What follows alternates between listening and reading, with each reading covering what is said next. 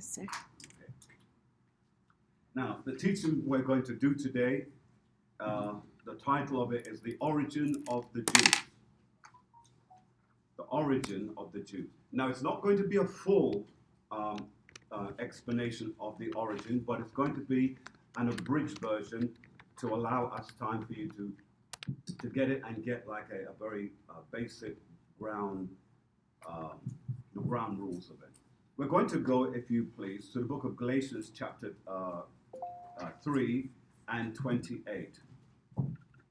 So Galatians chapter 3 and verse 28. And can we have a Zondervan available to us as well?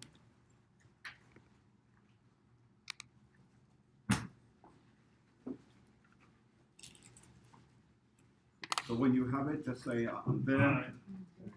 There. Yes, sir.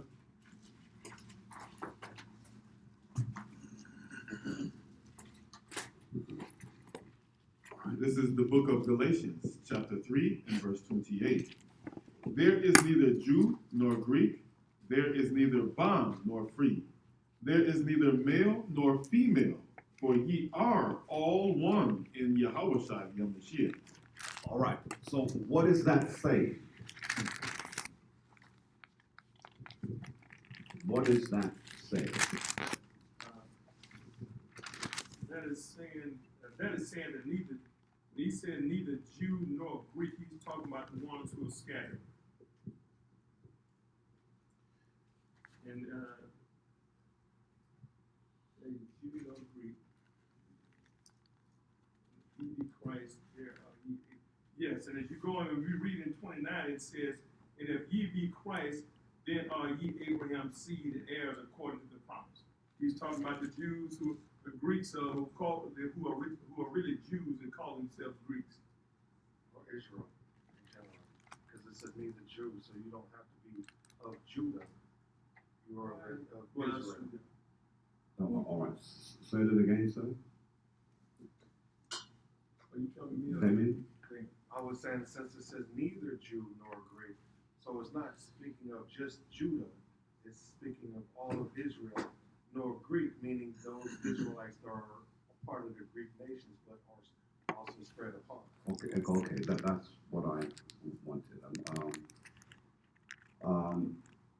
What Soldier Johnny said was also absolutely right. So not to confuse. And you're absolutely right, sir. I just wanted it a bit more clear. We'll get into the precepts a little bit later. I just want this as a foundation. So read it one more time, if you please.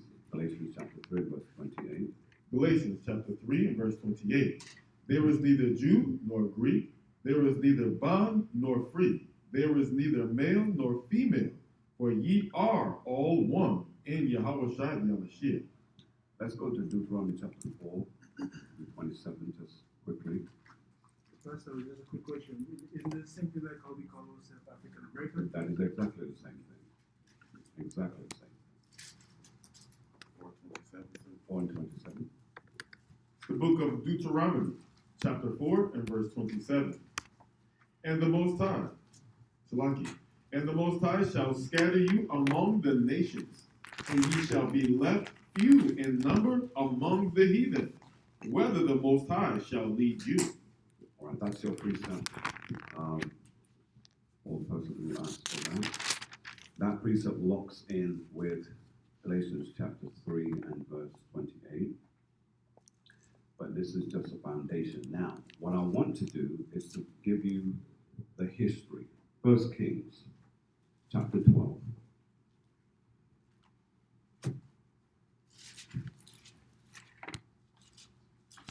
Now, once we're there, let's begin reading, if you please, at verse 16. 1 Kings, chapter 12 and verse 16.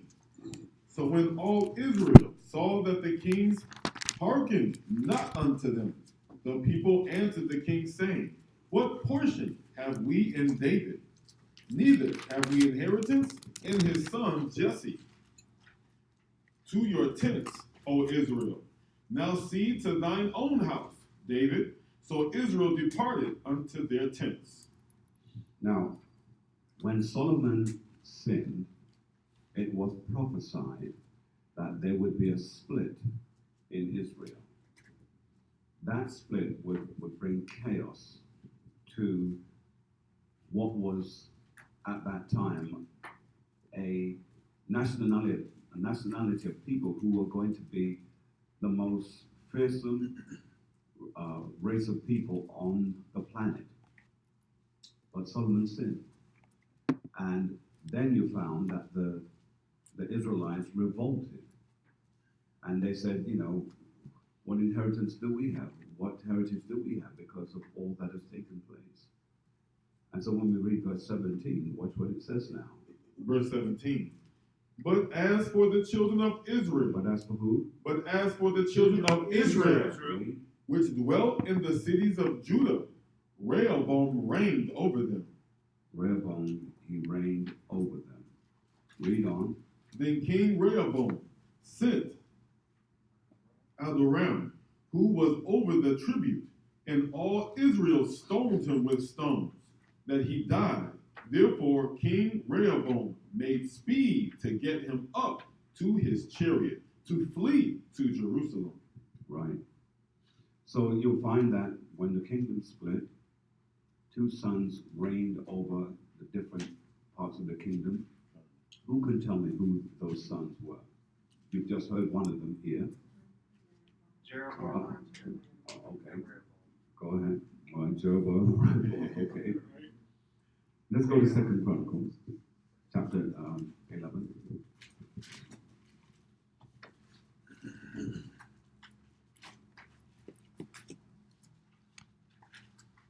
Second Chronicles chapter 11, we're going to begin at verse 14.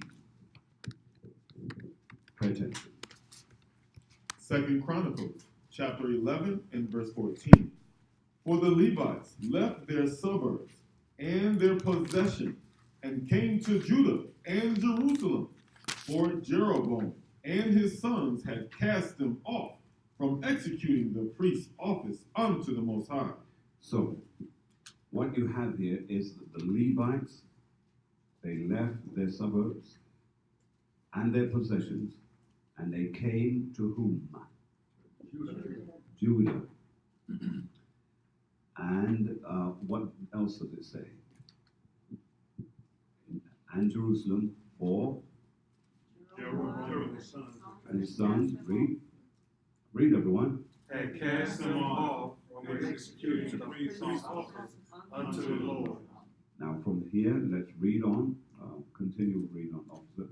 Verse 15. And he ordained him priest for the high places, and for the devils, and for the caves, Salaki, and for the calves which he had made. Read it again. Salaki. It's 2 Chronicles chapter 11, verse 15. And he ordained him priest for the high places. For what? For the high places. Read. And for the devils. For what? And for the devils. So imagine the devil was having priests. Go on. And for the calves which he had made. Read on. Verse 16. And after them, out of all the tribes of Israel, such as set their hearts to seek the Most High thy power of Israel, came Jerusalem to sacrifice unto the Most High God of their fathers. Of their fathers. Read on. So they strengthened the kingdom of Judah and made Rehoboam, the son of Solomon, strong 3 years. For 3 years they walked in the way of David and Solomon. All right. Now, let's take it a step further. Let's go to 2 Kings 16 and verse 6. In the book of 2 Kings, chapter 16 and verse 6. At that time, Rezin, king of Syria. King of where? King of Syria. Now, remember, you have to pay attention to the king of what? Because they come back later and it's part of the story. And this is why sometimes we have no connection to how the story is, because we don't pay attention to certain keynote individuals. Let's read it again, please. 2 Kings chapter 16, verse 6. At that time, Rezin, king of Syria, recovered Elath up to Syria and drave the Jews from And Elath. drove the Jews.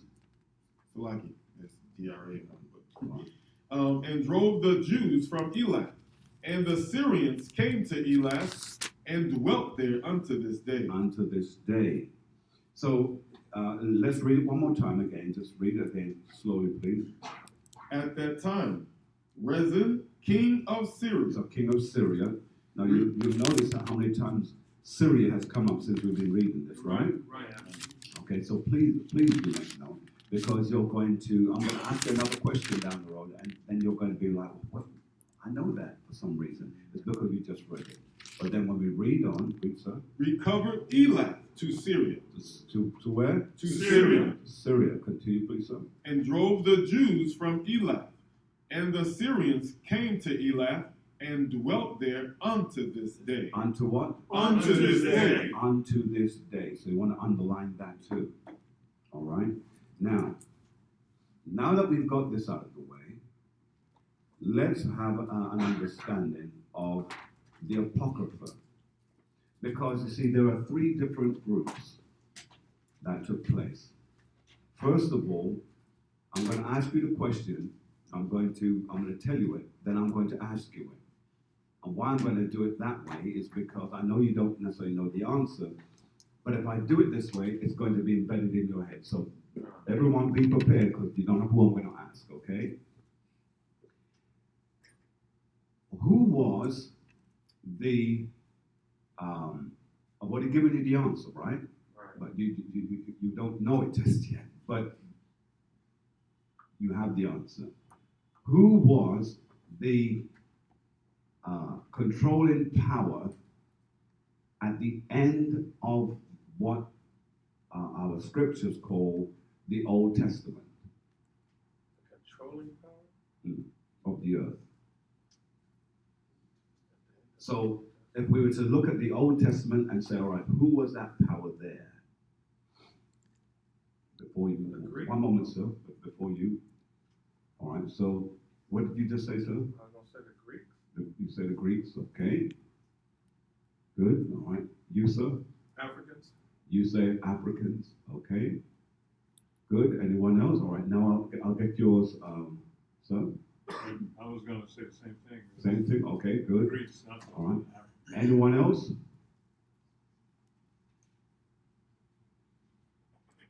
Was it the Romans? Was it the Romans? Well, first of all, the reason why, and I'm going to correct you as we go along, because I need you to kind of see where you are in history. The reason why it can't be the Romans, because the Romans are at the end of all that has taken place in the scriptures. Because when we look at the book of Revelations, that was during Roman occupation. So it can't be the Romans here. But I've had a couple of, all right, I had Africans, I've had Grecians, okay, so that's good for now. Anyone else? Yes, Sue? You say Syria, okay, all right. And what were you going to say now? Egyptians. Egyptians, and so, all right, so we have Africans, Greeks, Syrians, Egyptians, Romans. So who else can give me one more person? And I'll be good to go. Well, the last great power Of be the the Persians. Old Testament will be the Persians. would be the Persians. Okay, But they came before. all right, so Persians. Now, let's hold that in mind. Tell me now, when we look at the Apocrypha, what group of people are the primary of the Apocrypha? The Greeks. All right? Put your hands, and then when I ask you, you tell me it. one?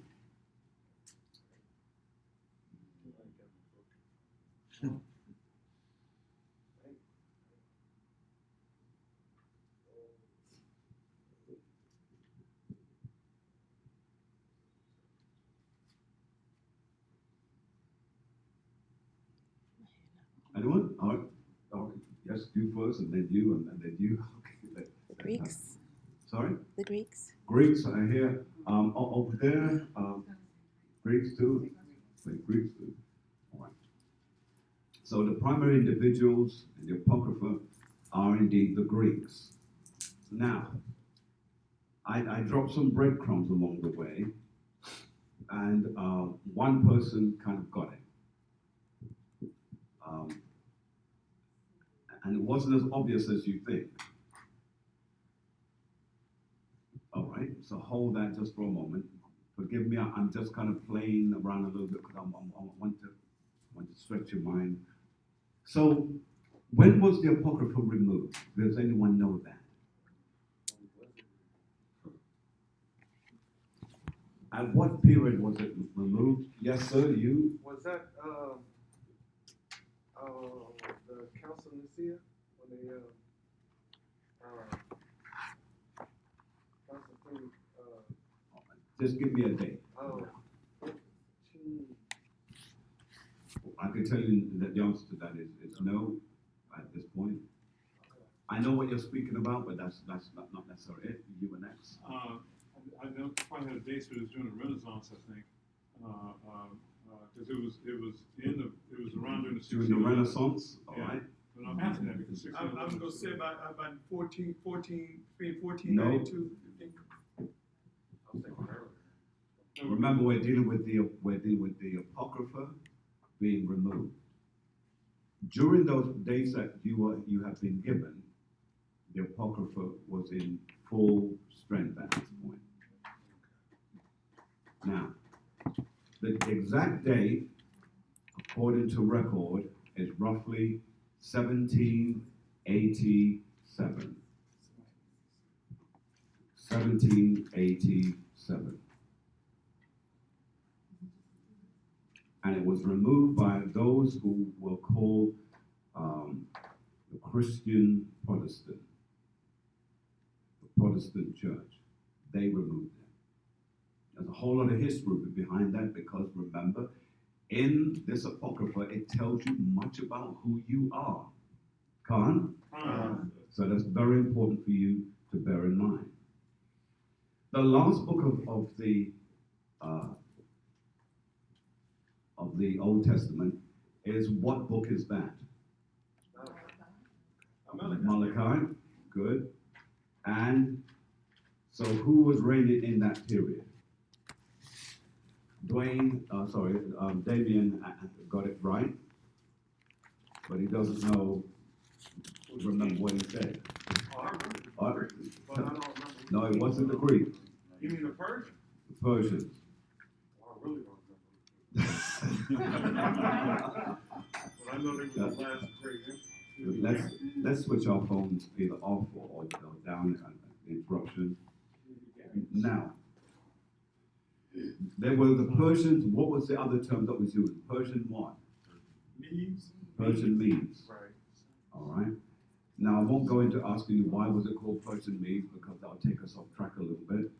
So, Daniel was dealing with the Persian Medes. Make a note of that. Daniel was. That's how we close off the Old Testament. All right? Daniel was dealing with the Persian Medes. And he had seen several superpowers come about in his time of servitude. Then we have the book of Matthew, which opens up with the Roman Empire. Right? And the book of Matthew opens up with it, but all of a sudden there is a void that is never spoken of. And you'll find that in the so-called Christian church, it is never dealt with and never explained. And the reason why I use the word never is because there are There are a few churches who will go into it, but for the most part, they won't. So what's missing is the Apocrypha, because the Apocrypha, that apocryphal age, was a part of it. That was with the Greeks. So you go from Persian Mede right to Romans. So where did the Greeks come in? We know that the Greeks had to be there, because if the Greeks weren't there, then how is it that the language changed? And why is it that the New Testament is primarily made up of the Greek language?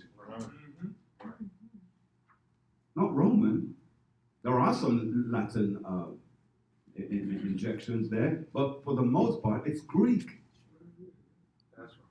So if there's Greek there, then why are we going from Persian Mede to Romans?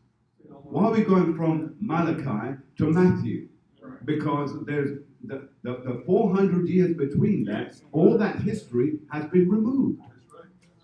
If you don't have that history, you are wiped out.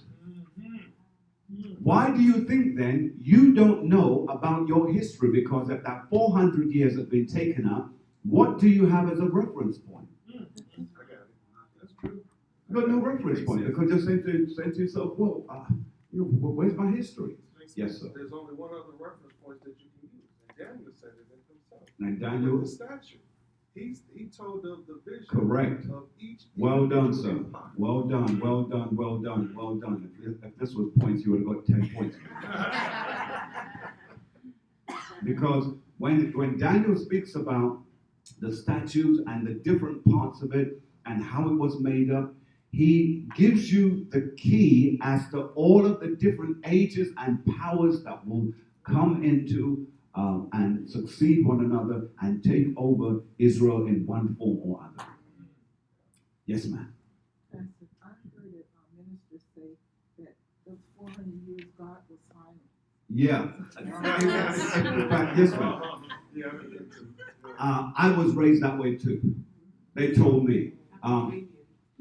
The church, everything was silent. There was nothing going on. You see, you got to know that when you hear that, that's coming from Edom. And I see your hand. And you know why it's coming from Edom? Because they're the same people who turned around and said, the Dark Ages. Yeah. Yeah.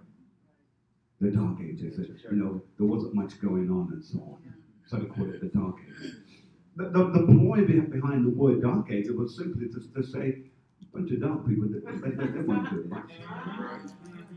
At least they gave us the name. Yeah. Right. They put the clue there. The clue was there.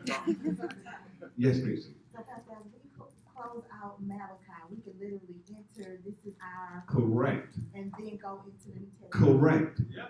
In other words, if you're reading the scripture, in fact, this is why some of you have it here. I know some of you have it, but let me give some free advertising to this company. This Bible was given to me on a recent trip. Now, in it, it's the King James, it's the 1611. It has in it the Apocrypha in the middle, which it was taken out. You can buy them. This one in particular is a good one. The reason why I'm glad about it is because it's small and it's compact for when we go to camp. I know Sister Dee over there, she has one, and several others of you in there, you have a 1611. Is it precepted? The reason why, I'm sorry? Is it precepted already? I'm working on it. It has all the references and everything that you need. But the key is you want a Bible that has the Apocrypha in it. That's why you'll read here. It says the KJV Cameo Reference Edition with Apocrypha. You see? You can also get the one that says 1611 with Apocrypha. So either way, you need to have a 1611. Guess what? Several years ago, when I encouraged many of the saints to get it, it wasn't that expensive back then, remember? Right. You try getting one now. Paying a little change. You're paying easily, upwardly of $200 and some more now. This one here, you're paying somewhere in the region of about, say, maybe 300 or 100 and some change. But it's cheaper in the UK, and that's where this one comes from. So yes, ma'am. Back to your question. When you at the end of Malachi, then you introduce this, then you go into the New Testament. That's how you get the history. Then how do you know where the Pharisees come from? Where did they all of a sudden emerge from? Right. Unless you read this. Okay. So does that make some sense to you so far? All right. Con. So what I want you to do, let's go to 2 Maccabees chapter 4. 2 Maccabees chapter 4. And let's lay down some history. And we're going to begin at verse 13, begin at verse 12. Okay.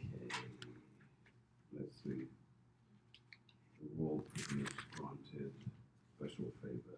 Yes, the king granted. Okay, let's go back to verse 9. Because it's a lot there, and I don't want to miss it. So let's go up to verse 9. Come back from there. In the Apocrypha, page 143, 2 Maccabees chapter 4 and verse 9.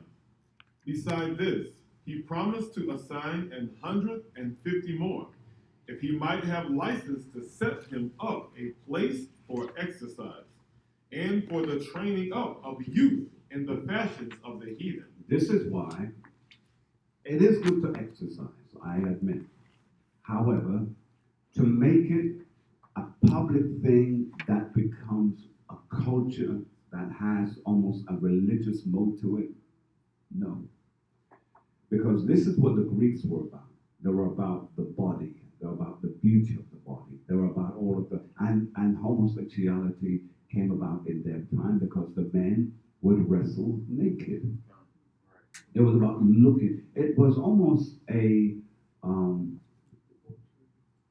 it's like an orgy, but it was more like, what's the expression that they use when someone, a voyeur, to watch people perform. They got their thrill out of it. Read on. And to write them of Jerusalem by the name of Antiochus. Verse 10.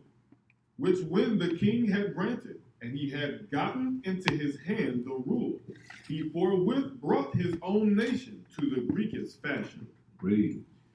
And the royal privileges granted of special favor to the Jews by the means of John the father of Eupolemus, who went ambassador to Rome for enmity and aid. He took away, and putting down the governments which were according to the law, he brought up new customs against the law. For he built gladly a place of exercise under the tower itself, and brought the chief young men under his subjection, and made them wear a hat. Verse 13.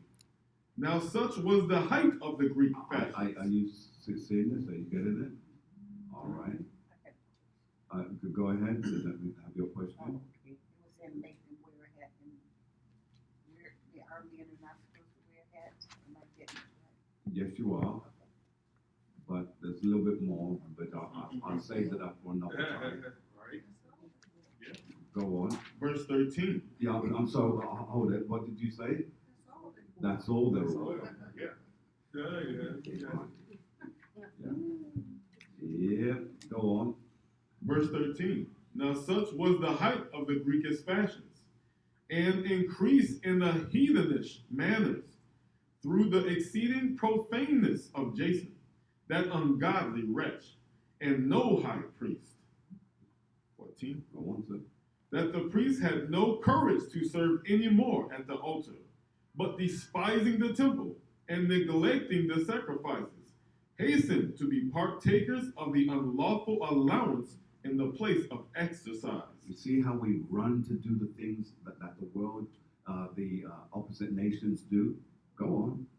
After the game of discus called them forth, not setting by the honors of their fathers, but liking the glory of the Grecians best of all. Best of all. And that's why you'll notice that since the Olympic Games and kept some dignity, now has becoming less and less and less. I mean, you know, the sisters are running in underwear, basically. Yeah.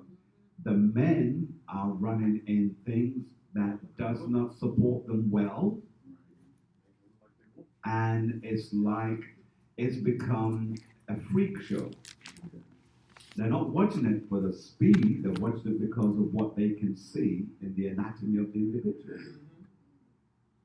And that's why you'll notice years ago when it started to get a little bit salacious, that I think they drew up some new rules because the cameraman used to go behind the women when they were getting ready to run, but never behind the men. On your marks, get set, and the cameras are right up there behind the women. Not a good thing to do. Pastor, is that the name where when I thought about heathen, is that where the name heathenistic comes from? Correct. Because I It know comes from the Greeks. they have it in Jamaica every time I was. They have it in all of the islands as well as back over Right. in the Mediterranean. Right, okay. It's and the reason why I'm quick to defend and say have it in all the islands and back in the Mediterranean. I didn't know no other island because that's where they used to want us to go. They used to, hear a lot of talk about that. Does it mean anything for us? No, I don't take it that way. No. I'm just making sure we understand that this is scattered all through the nations. All right, let's get back to the read, sir. Read where we left off. Yes, sir. Latter clause of 14. Oh, it was another clause of 14. Yes, sir. After the game of discus called them forth, not setting by the honors of their fathers, but liking the glory of the Grecians best of all. Read. By reason whereof sore calamity came upon them, for they had them to be their enemies and avengers, whose custom they followed so earnestly, and unto whom they desired to be like in all things. Some things. In all things. Read. For it is not a light thing to do wickedly against the law of the Most High. See that? Read. But the time following shall declare these things. So you'll find that the Apocrypha covers all of the Greek empires, leading right up to Antiochus Epiphanes, who oppressed all of the Israelites. Salaki. Let's go from here to the Zondervan dictionary. I want you to find the word Hellenism. You'll find it on page maybe 223. I'm sorry, was it Hellenism? Hellenism. And page 223.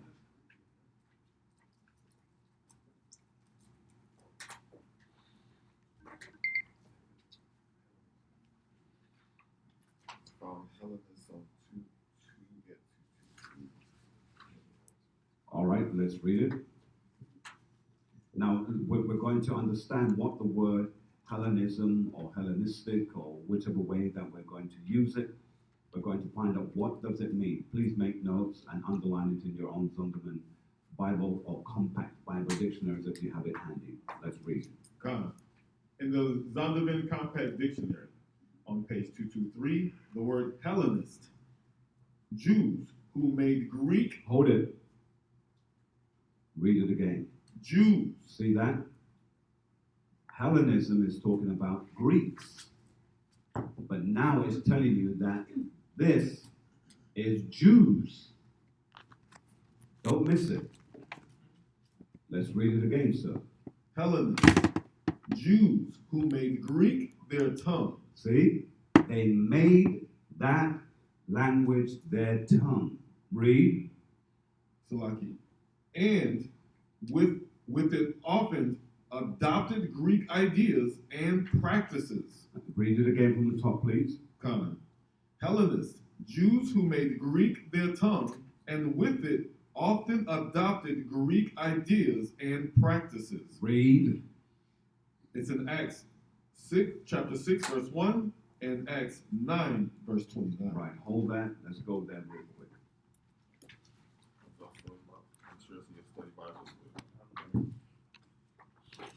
Acts chapter 6. Verse 1. Gone. Let's read. It's the book of Acts, chapter 6 and verse 1.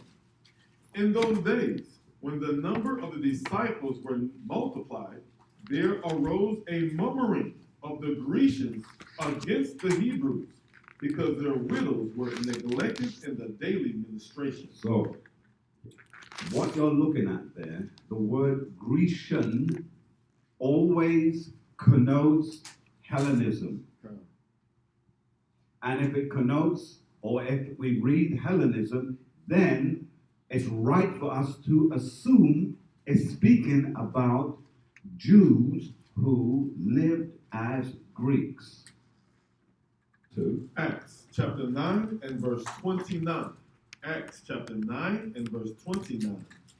It reads, and he spake boldly in the name of the Most High Salaki. I'll quote it and read it again. Acts chapter 9, verse 29. Read. And he spake boldly in the name of the Mashiach, Yahushua, and disputed against the Grecians, but they went out to slay him. So the Grecians are whom? Jews. Right. Who are operating just like the nations that have them in occupation. Please don't forget that. Please make notes on that. Let's go back to 2 Maccabees chapter 6. 2 Maccabees chapter 6. And that's on page 145. Begin at verse 6. Yes, sir. On page 145 in the Apocrypha. 2 Maccabees chapter 6 and verse 6. Neither was it lawful for a man to keep Sabbath days or ancient feasts. So it was unlawful for a man to keep Sabbath days. All of the things that we are doing now, they were being thrown in prison and they were being killed for it. Now, that time is coming back around. This is why not everybody's going to jump from Christianity and come over into the truth and begin to keep the law, statutes, and commandments, because they don't want to be thrown in jail. They don't want to be persecuted. But read, sir. Yes, sir. Or to profess himself at all to be a Jew. Read. And in the day of the king's birth. And again, sorry to interrupt, but so you couldn't even call yourself a Jew, because to call yourself a Jew would mean death. That's right. It's like you now calling yourself a Jew, that's death on you. Read. And in the day of the king's birth, every month they were brought by bitter constraint. Bitter constraint. In other words, they had that they had to fight against it, but they still had to do it no matter what they did. Go on. To eat of the sacrifices. And to eat of the sacrifices. Now, in case you think, well, we don't do that now. Hold up a cotton picking moment. I saw on an advert on TV where they were talking about this Popeye's chicken Halloween special. Now, if you run out and you buy that, you are eating the sacrifices of devils. So you think all this is happening, but you're missing the main crux of it, which is they're kind of weaving it in nicely to get you to eat it, to defile yourself, making the whole nation of people unclean. Yep. That's basically cursing. Yes. And Popeye's chicken is black operating And yes, indeed. And again, it's James. But notice how we nearly killed ourselves let's leave that one alone. Right, good point. But go ahead. And that means that spells on us so that we lose our mind. But read on, Doctor. Read. They were brought by bitter constraint to eat of the sacrifices. And when the feast of Bacchus was kept, the Jews were compelled to go in procession to Bacchus carrying ivy. Read. Moreover, there went out a decree to the neighbor cities of the heathen by the suggestion of Ptolemy against the Jews, that they should observe the same fashion. Do what? Observe the same fashion. Read. And be partakers of their sacrifices. And be what? And be partakers of their sacrifices. Read. And whoso would not conform themselves to the manners of the Gentiles should be put to death. Should be what? Should be put to death. Then might a man have seen the present misery. Isn't that something? Let's go to Acts chapter 6 and verse 3. Let's head back there. Acts chapter 6 and verse 1. Let's read it again. It's the book of Acts, chapter 6 and verse 1. In those days, when the number of the disciples were multiplied, there arose a murmuring of the Grecians against the Hebrews, because their widows were neglected in the daily ministration. So it's even showing me that in their day, their numbers multiplied, and it wasn't a mega thing going on. Why? Because in that truth, this truth, it's not, the scripture says, broad is the way that leads to destruction, but narrow is the way that leads to life. Not everyone wants to go down that narrow path. That doesn't look attractive enough to me. They want the broad, hence why even in New York they have what they call Broadway, filled with lights. You see?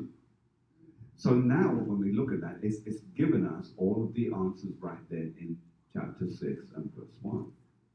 But if we take it a step further, so if you can get your Zonderman again, and we're going to find the word Grecian. We found the word Hellenism, but now we're going to find the word Grecian, page 207 or 206. When you have it, let's begin reading.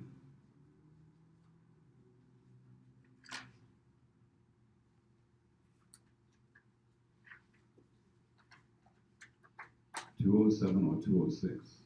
207. 207. Yeah. It's Grecian? He's going to say Greece, and then you look Greece, beside yeah, the Grecian. Oh, okay. In the Zondervan Compact Bible, page 207, Greece, Grecia, Grecians. Grecia is Greece, the home of the Hellenist Greeks. And So hold it. Read it again, please. Grecia is Greece, the home of the Hellenist Greeks. So what did we just learn that the Hellenists are? Jews. Right. So it's now telling you that this is the home of them. Right? So you should have that highlighted. Both of them, Hellenists as well as Grecia, are highlighted in your Zondervan, because otherwise you'll kind of just read right by it and miss it. Okay? Now, just read a couple more excerpts from that, please. Greeks and Grecians, however, are to be distinguished. Greeks are generally those of Hellenist race. Go on. It is Acts. Yeah, key word, yes, indeed. Race. Race. Acts, Go on. Acts 6, chapter 16, verse 1. All right, 16 and verse 1. Let's run there real quick. Acts. Name it again. Acts chapter 16 and verse 1. Good, let's read. Then came he. Then came who? Then came he Read. to Derbe and Lystra, And behold, a certain disciple was there, named Timothy, Read. the son of a certain woman. Now, you have to follow this carefully because this is how people miss it. And please, please do pay attention to this. Read it again, sir, from the top. Acts chapter 16, verse 1. Then came he to Derbe and Lystra, and behold, a certain disciple was there, Right? named Timothy, Named Timothy. Now read on. the son of a certain woman, The son of a certain woman. Read. which was a Jewess. Which was what? Which was a Jewess. She was a Jewess. Right? And all that simply means is that she was of Judah. That's all it means. But then when we read on, And believed. and she what? And believed. And she believed. Because some of the Jews did not believe at that time. That's right. But read on. But his father was a Greek. But his father was a Greek. Now, when we look at that, those who are unlearned will turn around and say, see there, he's a Greek. And so they can marry anyone. Not what it's saying. He was a Jew who was living as a Greek. He had become Hellenized. And so he wore what the Greeks wore. And because it says that he was a Greek, it means that all Jewish men had, or men of Jewry, I don't like the word Jewish, Jewry, they kept their beards. But what did he do? He removed his beard. He didn't have a beard. All Jewry men wore beards. All of them. All of the 12 tribes of Israel, they all wore beards. It was the law according to the book of Deuteronomy. According to the book of Levi. These were laws that they had to abide by. Can't?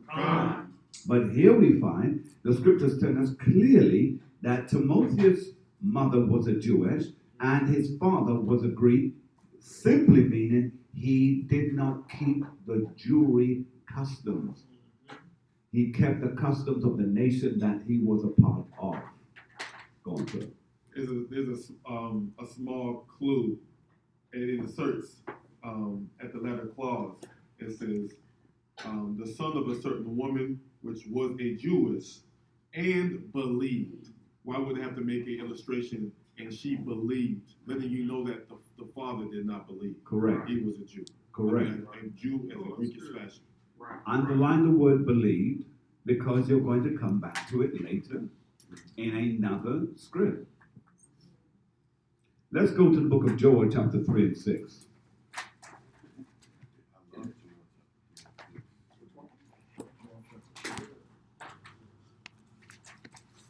Joel chapter 3 and 6, if you have it. Say con. Right, let's read. The book of Joel, chapter 3 and verse 6. The children also of Judah and the children of Jerusalem have ye sold unto the Grecians. Did you see that? Read. That ye might remove them far from their border. Now, the far from the border here is speaking of where? Here. Here. You see, the answers are there. We just have to look for it. All right, so from there, let's go back to Mark chapter 7 and 25, please. Mark chapter 7 and 25, let's read. The book of Mark, chapter 7 and verse 25. Here we go. For a certain woman. Hold it. Uses the word certain again. All right. Now, with this, it's going to get a little bit rocky here, but follow me.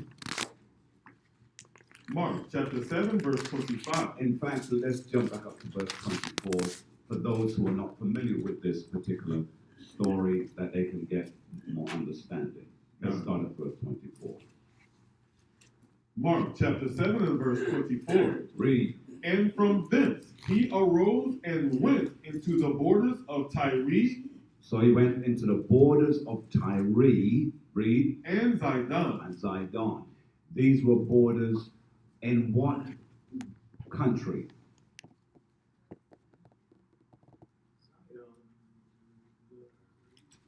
Tyree was off the. I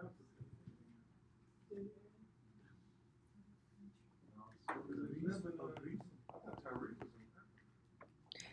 was in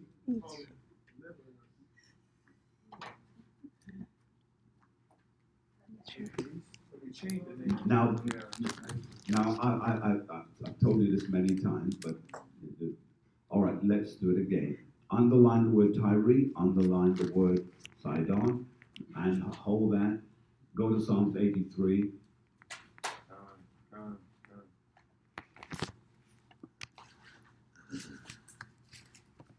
Let's drop all the way down to it begins with Edom. Yes, sir. Let's go from there. Psalms chapter 83 and verse 6.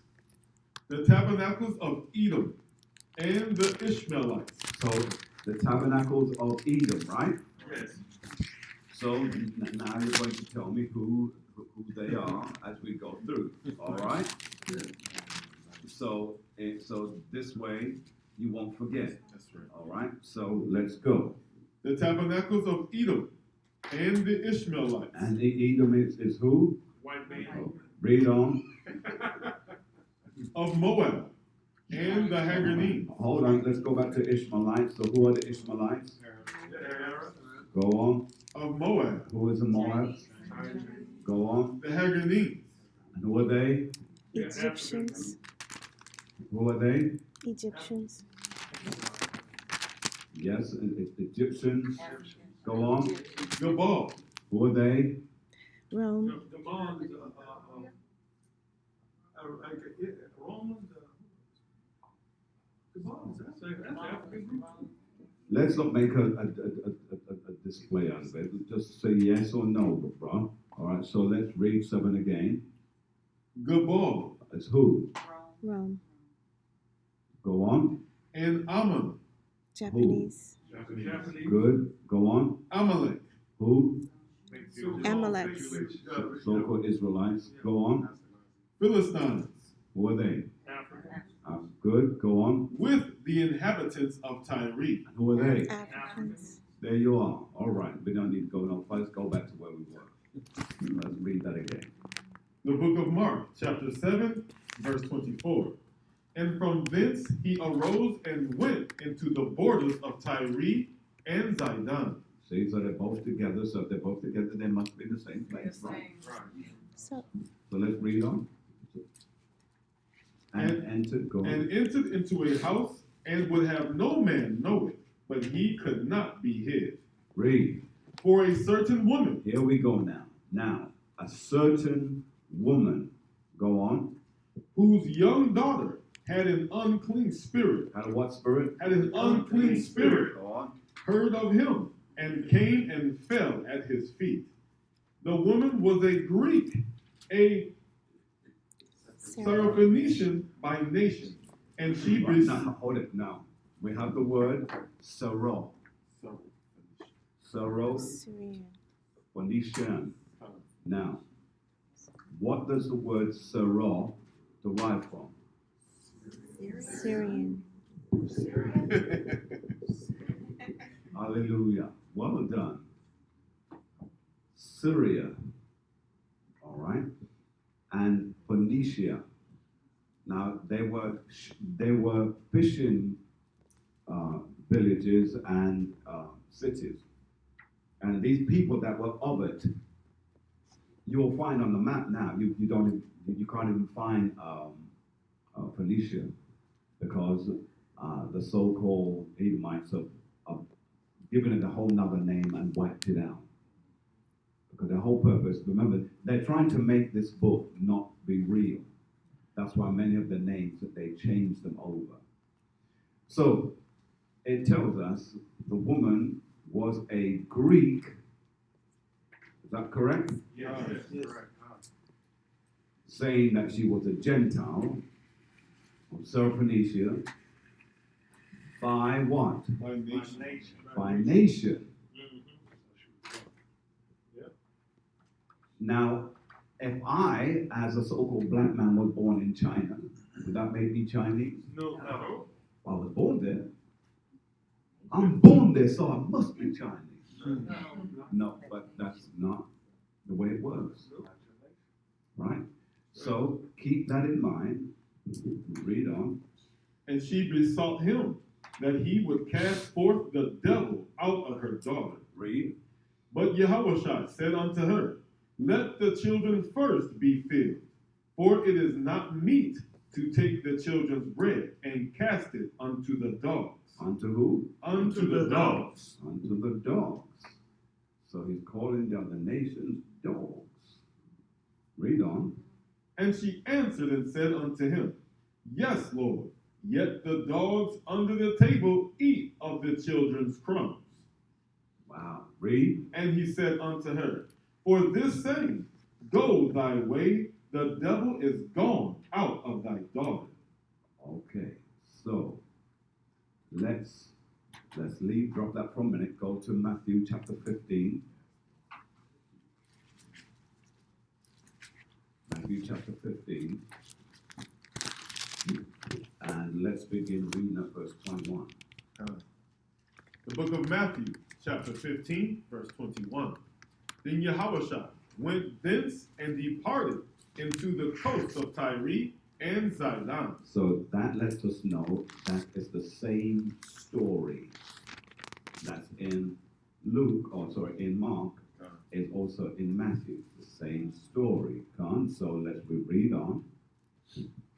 And behold, a woman of Canaan. Now remember, in Mark, what does it say? Got that good. Syrophoenician. So you'll find that the word Syrophoenician and Canaanite was used interchangeably. That's important because otherwise you'll read it and you'll completely forget the other and think it only goes down one vein when it has a dual meaning. Go on. Came out of the same coast and cried unto him, saying, Have mercy on me, O Lord. So she's saying, have mercy on me, O Lord. So is it applicable that the other nations will come, find Yahushua and say, Yahushua, Lord? The other nations? No. That's like a certain nation walking up to me and calling me Lord. They'll never do that. But let's read on. Thou son of David. Now what? Thou son of David. You even know my history.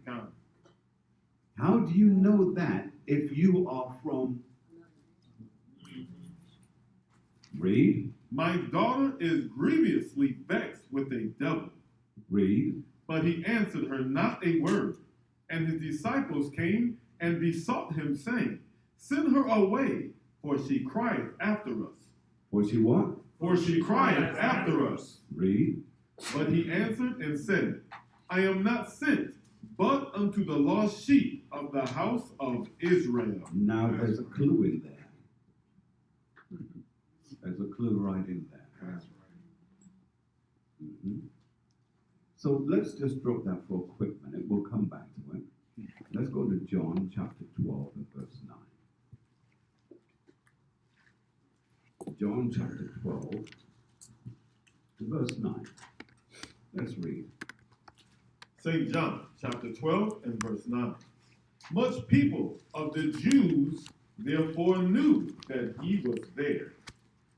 And they came not for Yahushua's sake only, but that they might see Lazarus also, whom he had raised from the dead. Read. But the chief priest consulted that they might put Lazarus also to death, because that by reason of him, many of the Jews, Many what? many of the Jews went away and believed, And did what? and believed on Yahushua. That was their major concern. We don't want people to believe him. That's right. They'll all believe in him, and if they believe him, then they won't believe us. See that? All right, let's jump from here to 19 for time's sake.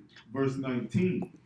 The Pharisees, therefore, said among themselves, perceive ye how ye prevail nothing.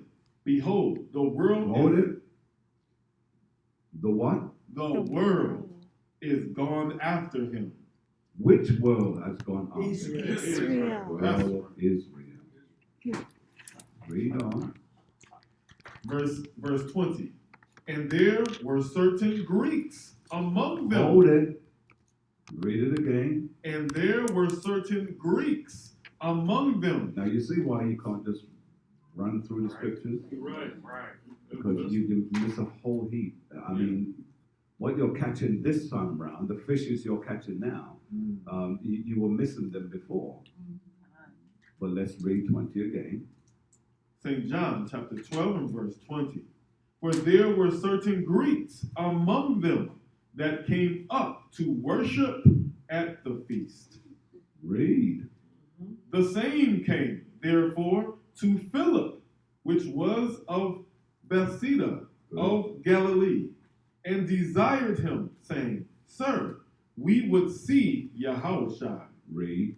Philip cometh and telleth Andrew, and again Andrew and Philip tell Yahushua. Read. And Yahushua answered them, saying, The hour is come, that the Son of Man should be glorified. That the Son of Man would be glorified. Now, keeping that in mind, let's run to Isaiah chapter 11. And I would like to read it from verse 2. Well, verse 2 is the key, but let's begin at verse 1. Yes, sir. Name it and read it. The book of Isaiah, chapter 11 and verse 1.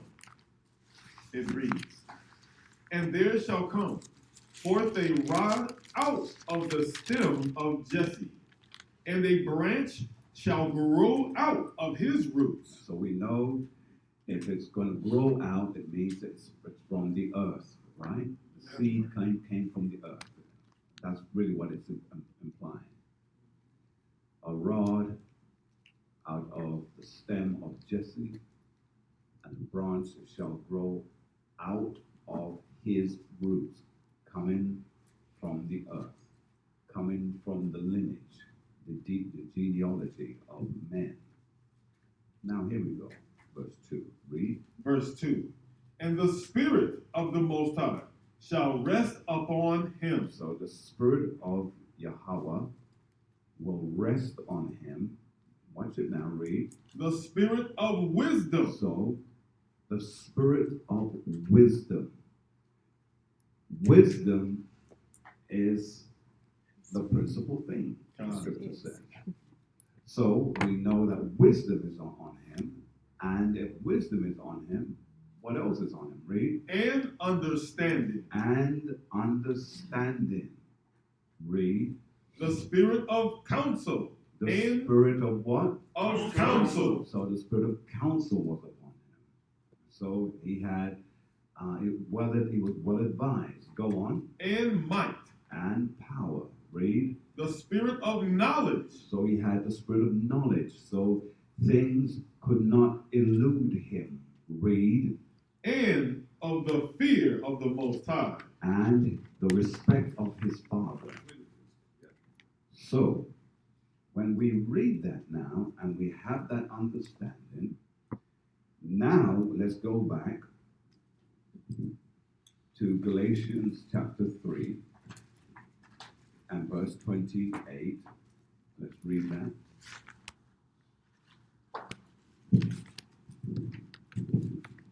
The book of Galatians, chapter 3 and verse 28.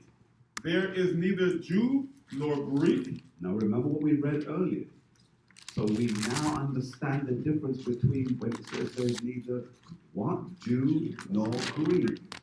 Read. There is neither bond nor free. Go on. There is neither male nor female. Read. For ye are all one in Yahushua the Yamashiach. Got it. So wherever you're scattered, whatever name you're under, you're still of those who are chosen by the Father. All right? You finish there? Yes, sir. Jump from there now to Romans chapter 9 and verse 4. Romans chapter 9 and verse 4. Let's read. The book of Romans, chapter 9 and verse 4. Who are Israelites? Who what? Who are Israelites? Read. To whom pertaineth the adoption? So, if you're an Israelite, the adoption, these are the wisdoms that we're reading here, that's been given to us. So we might recognize and also hold our brethren accountable. So, the adoption means that we are brought back to be adopted back because we were under someone else. But read on. And to the glory. What does that mean? Power. Read. And the covenant. What does that mean? Law. Go on. And the giving of the law. What does that mean? The word. Well, who was it given to? Israel. Everybody? Israel. Go on. And the service. What's that now? Well, to serve him. Say again? No, the service is, what do our people, going back in the Old Testament, what did our people have to help them keep on track? Yes, but whom? Teachers. Teachers, who else? Do we have? Prophets, right? Right, so, disciples, yes, that too, but that wasn't on the New Testament. But the truth is, a disciple existed long before Yahushua came along to present it. It was now renamed that. But before that, because we are all what? Disciples, because we are all servants. And yes, you're right, ministers. So, with that in mind, these positions, these services are only on Israel. All the other nations can't have it. But guess what they do? They say, I'm a disciple. I'm a prophet. I'm a teacher. All the other nations are saying that. But what? But we, who the adoption is for. Does that make any sense? They're all saying that they are us.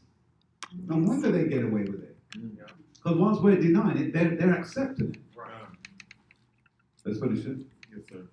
And the service of Yahushua. And the service of who? Of Yahushua. Read. And the promise. And the promise. Was the promise given to everyone? No. Only to whom then? Israel. There it is. So, knowing that now, and having that, let's go to Acts 22. Begin at 28. Let's begin at 27. 22, let's begin at 27. Read on. The book of Acts, chapter 22, verse 27. Then the chief captain came and said unto him, Tell me, art thou a Roman? He said, Yea. Now this is speaking about Paul. Now watch this. Read. And the chief captain answered, With a great sum obtained I this freedom. And Paul said, But I was a freeborn. All right, let's read it again. Let's read 27 again, please. Acts chapter 22, verse 27.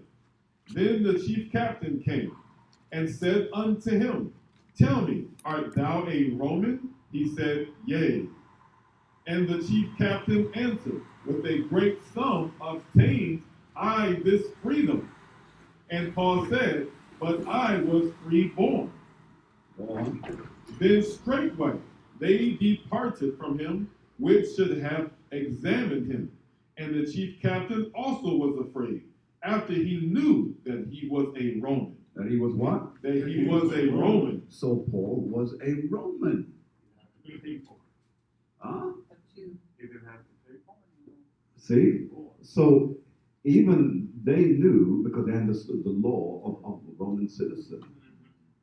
You can't mess with a Roman citizen, otherwise you're in trouble. Okay. Now let's go back and finish this up. Let's go back to Matthew 15. Matthew 15, and then we'll conclude there. 15, let's begin at 21 again. The book of Matthew, chapter 15 and verse 21. Then Yahushua went thence and departed into the coast of Tyre and Zidon. And behold, a woman of Canaan came out of the same coast, and cried unto him, saying, Have mercy on me, O Lord, thou son of David. Read. My daughter is grievously vexed with a devil. Read. But he answered her not a word. And his disciples came and besought him, saying, Send her away, for she crieth after us. Read. But he answered and said, I am not sent, but unto the lost sheep of the house of Israel. House of what? Of the house of Israel. Hold that for a moment. Go to 1 Peter 2 and 21.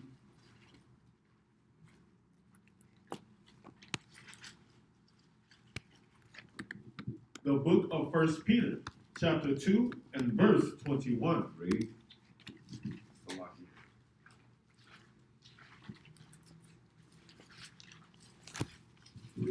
1 Peter chapter 2 and verse 21. For even hereunto were ye called, because the Mashiach also suffered for us, leaving us an example that ye should follow his steps. 22. Who did no sin, neither was guile found in his mouth. All right, from there, drop that. Go to John 8 and 31. John chapter 8 and verse 31.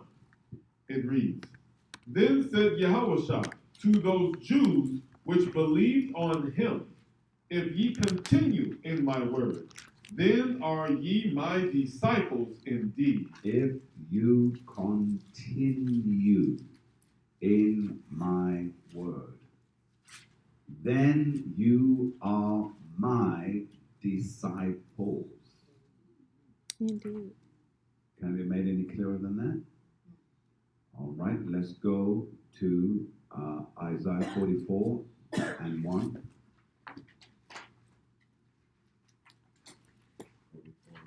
Yes, sir.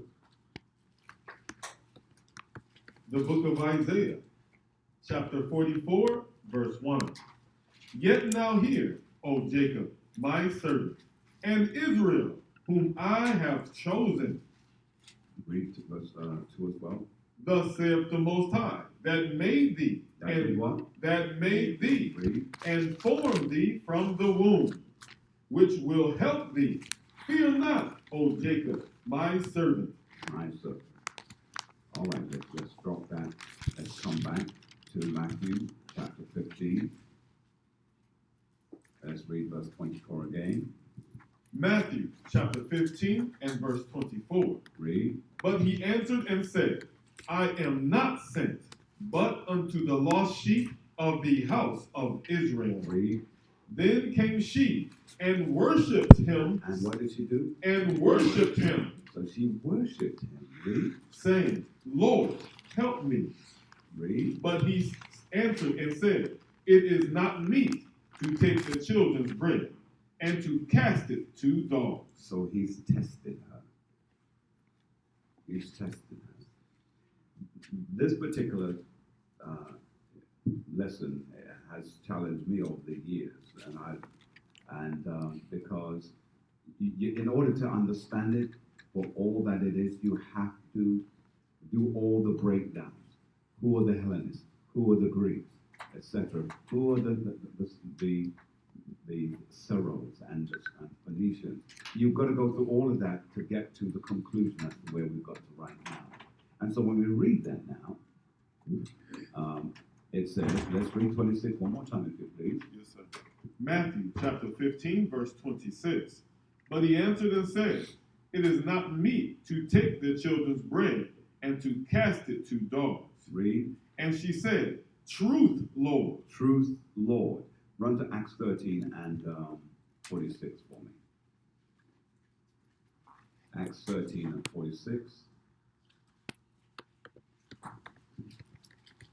Acts chapter 13 and verse 46. Read.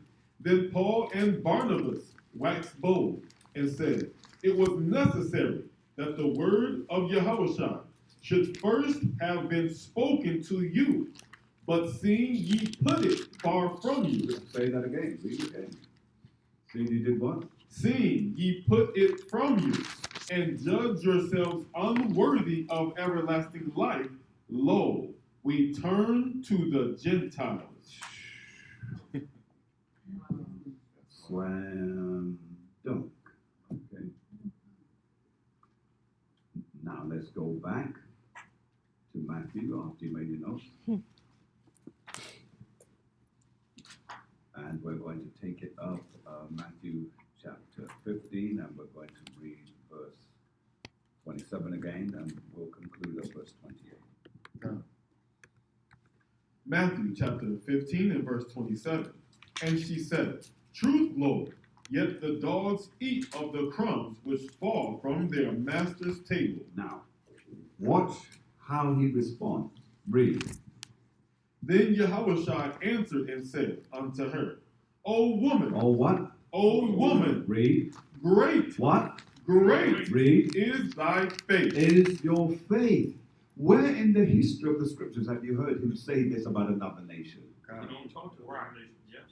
Where have you ever heard him say this about another nation? That great is your faith. What faith? Your faith for what? Right. What are you having faith for? Is there an end to you having faith that's going to lead you somewhere? No. Faith is to those who are of the stock of Jacob, because they're pursuing to enter one day into the kingdom. That's our pursuit, to keep his laws and his statutes. So read it again, please. Matthew chapter 16, verse 28. Then Yahushua answered and said unto her, O woman, great is thy faith. Great is your faith. Read. Be it unto thee, Be it unto thee. Read. even as thou wilt. Read on. And her daughter was made whole from that very hour. From that very hour. Show me, where has he done this to other nations? Where's he going to heal other nations? Where? Why? For what purpose would that be? Didn't do it. Because he said earlier on, he said, I am not sent but unto the lost sheep of the house of Israel. So he was testing her. He wanted to see if she's become so Hellenized that she really is wrapped up in the other nations. But she called him Lord. And then in the other, in Mark, you have said, thou son of David. You see? Go to Ezra chapter 9, 10 and 2 for me. Ezra.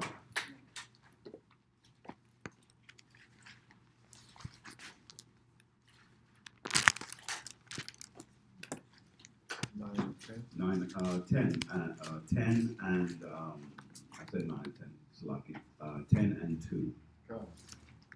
The book of Ezra in the Bible, chapter 10 and verse 2. And Shechaniah, the son of Jehiel, one of the sons of Elam, answered and said unto Ezra, we have trespassed against our Yahushua, and have taken strange wives of the people of the land. Yet now there is hope in Israel concerning this thing. Go on. Now therefore, No, you could stop there. Okay. All right. We need to stop there. Let's stop. All right. Is there any questions that anyone has so far?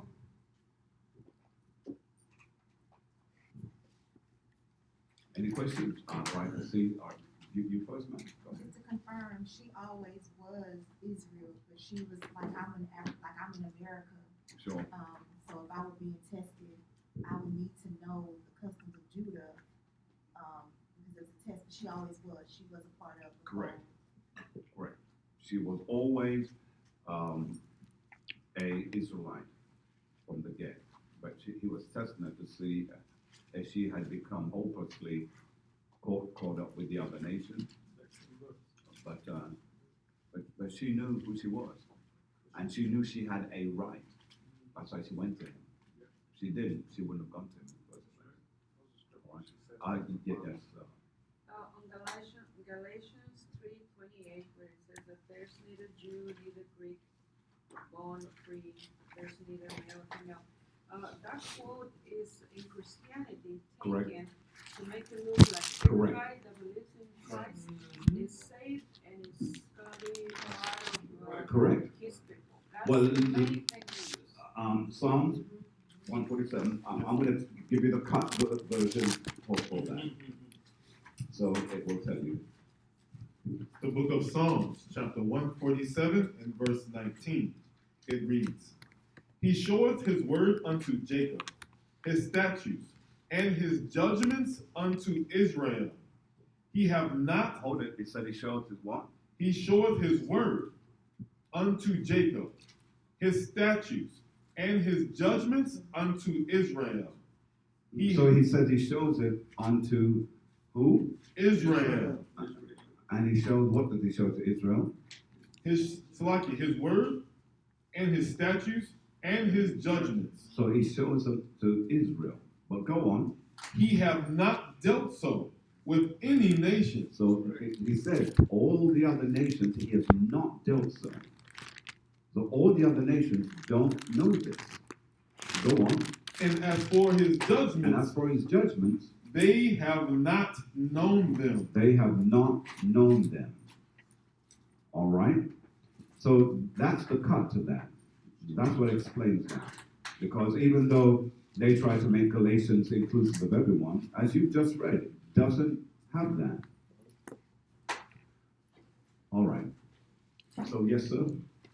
That explains the centurion also, because he also said he'd not seen so great faith in all of Israel, but the centurion was of Israel. Correct. That's why he understood authority. That's why people have forgotten that Cornelius is the same thing. Because remember, all of these people, they had these particular positions, or the Jews had these positions in the Roman army and in so-called Grecian society. You see, they had these type of things.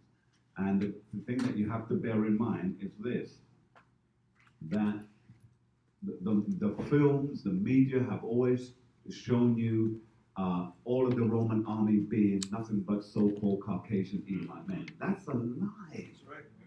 And the reason why that's a lie is because they conquered Africa. And how do you replenish your army? Taking the men of the nation. Take the men of the nation. Right. Other than let them die. That's how all army states apply. Why do you think Septimius Severus, how did he become a part of the Roman? Because remember, he was a gladiator. And he killed a lot of the Roman and took over and became the emperor of Rome. Septimius Severus. And they turned him into Russell Crowe. They will always make our people look like them because their people have never done the exploits. But what about even Charlemagne? They showed him always as being Caucasian, and he was never Caucasian. You see? And then what about the African? I can't remember his name right now. He was one who ended up fighting with his Africanus, and what was he was the best Roman military leader in history. Oh, Hannibal. Yeah, Hannibal. He was a black man. Every film you see, they show him as a Yes, Caucasian. use his war tactics right now. See? So, bark. Maybe. So, all right. So at this time, ladies and gentlemen, I hope that you enjoyed the teaching. What we're going to do, we're going to stop at this time. Please do continue to watch our broadcast as it comes to from the YouTube, and on the behalf of the new Milleneumn City Church, That's where we will be the rulers, Yes. we say shalom. Shalom.